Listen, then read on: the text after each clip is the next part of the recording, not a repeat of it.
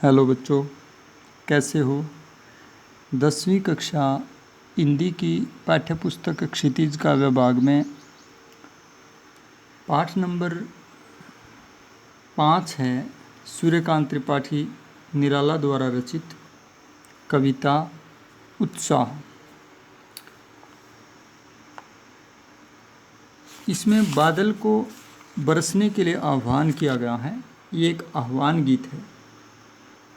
कवि बादल का आह्वान करते हुए संबोधन शैली में कहता है, बादल गरजो, हे बादल तुम गरजो, गर्जना करो, घेर घेर घोर गगन धाराधर ओ जल की धारा को धारण करने वाले बादल। बादल का ही एक नाम होता है धाराधर, जल धारा को धारण करने वाला। इस गंभीर गगन को घेर लो, यानी सब तरफ से उमड़ घुमड़ करके गरजो। पुनरुक्ति प्रकाश अलंकार है। नाद सौंदर्य है क्योंकि गरजने से नाद उत्पन्न होता है। ललित ललित काले घुंघराले, बाल कल्पना कैसे पाले। और जो बादल हैं वो कैसे हो जाएं, वो कोमल और काले घुंघराले, जैसे घुंघराले बाल होते हैं, और बाल कल्पना के समान, पाले के समान बादल जो है आसमान में घिर जाएं। बाल कल्पना कैसी होती है? पल पल में बदलती है, क्योंकि बादल जब आते हैं वो अपनी शेप, अपना आकार पल पल में बदलते हैं। तो कहते हैं कि बाल कल्पना कैसे पाले, विद्युत छवि उर्मे, विद्युत छवि उर्मे, जिसके हृदय में, उर माने क्या होता है? हृदय। अपने हृदय में जो है विद्युत की छवि भरे हुए होता है बादल, क्योंकि बिजलियां चमकती हैं बीचों बीच। कवि, और बादल एक कवि के समान है। लक्षणा सब शक्ति है। नव जीवन वाले, जो नवीन जीवन प्रदान करता है। कवि जो संसार को नया जीवन देता है, नई विचारधारा देता है, उसके समान बादल को कहा गया है।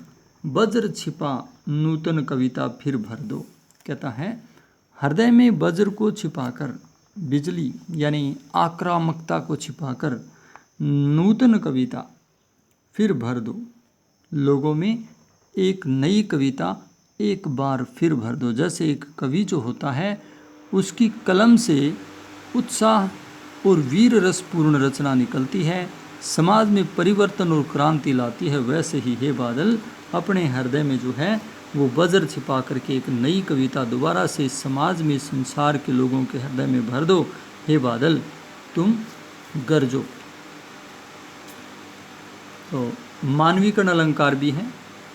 खड़ी बोली भाषा है और मुक्तक छंद की ये रचना है। अलंकार आप देख रहे हो, अनुप्रास अलंकार भी है, मानवीकरण अलंकार भी है, पुनरुक्ति प्रकाश अलंकार भी है, और चाक्षुक बिंब तथा श्रव्य बिंब का बहुत सुंदर प्रयोग हुआ है। गर्जना ये चाक्षुक बिंब है, श्रवण गर्जने में जो है वो श्रव्य बिंब है, क्योंकि ये श्रवण यानी कानों का विषय है। और काले काले घुंघराले ये आँखों का विषय होने के कारण चाक्षुक बिंब है। चाक्षुक बिंब या दृश्य बिंब भी कह सकते हो।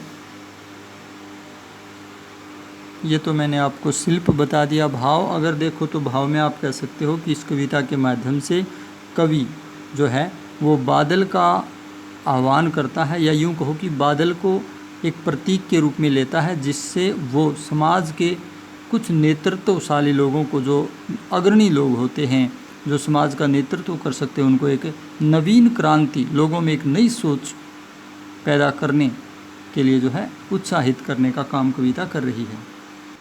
दूसरे अनुच्छेद में कवि कहता है, विकल विकल उन्मन थे उन्मन, कि बादल के आने से पहले समाज के लोग गर्मी के कारण बहुत ही व्याकुल थे। यहाँ पुनरुक्ति हुई है, पुनरुक्ति प्रकाश अलंकार भी। साथ साथ में जो है विकल विकल कहने से लोगों की व्याकुलता की अतिशयता को प्रकट किया है।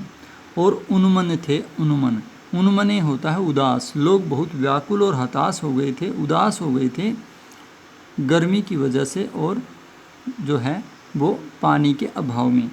विश्व के निदाघ के सकल जन, यानी निदाग माने होता है गर्मी, गर्मी के कारण सारे जन, विश्व के सभी लोग जो है वो व्याकुल और उदास थे। आए अज्ञात दिशा से अनंत के घन, और फिर जो है किसी अज्ञात दिशा से, अनजान दिशा से अनंत के घन जो है वो आ गए हैं। अनंत के घन इसलिए कहा गया है कि बादलों का कोई और छोर नहीं है कि वो कहाँ से आते हैं कहाँ चले जाते हैं, इसलिए उनको अनंत के घन कहा गया है। तप्त धरा जल से भर फिर शीतल कर दो, तपती हुई जो पृथ्वी है, धरा है, उसको अपने जल से एक बार फिर शीतल कर दो। इसलिए हे बादल तुम गरजो, घोर गर्जना करो और समाज में वांछित परिवर्तन ला दो। तो भाव ये हुआ कि बादल के आगमन से ही समाज में नवजीवन आता है और गर्मी से लोगों को छुटकारा मिलता है तथा नवजीवन का संचार होता है। वैसे ही जब भी कोई क्रांतिकारी नेतृत्व, कोई भी आम आदमी के लिए जो क्रांति करता है, उससे ही समाज में व्यवस्था परिवर्तन होता है और लोगों को पीड़ाओं से राहत मिलती है और नए जीवन के आशा के मार्ग खुल जाते हैं। ये इसका भाव है। और शिल्प पक्ष में आप क्या लिखोगे? खड़ी बोली भाषा छंदमुक्त रचना है। और देखो नाद सौंदर्य इसके अंदर भी है, क्योंकि गर्जने की बात अंत में यहाँ भी कही गई है। संबोधन शैली भी है, क्योंकि जहाँ पर एक्सक्लेमेशन चिन्ह लगता है ना, वहाँ पर संबोधन शैली है। पिछले पैरे में भी संबोधन थी। लक्षणा सब शक्ति है, क्योंकि बादल के माध्यम से जो जन नेतृत्व है उसका आह्वान किया गया, तो लक्षणा सब शक्ति है।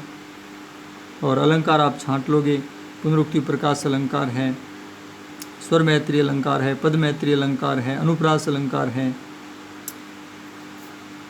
और संबोधन शैली है। इसका एक पैरा शेष रहता है, वो अगले वीडियो में कराएंगे। धन्यवाद।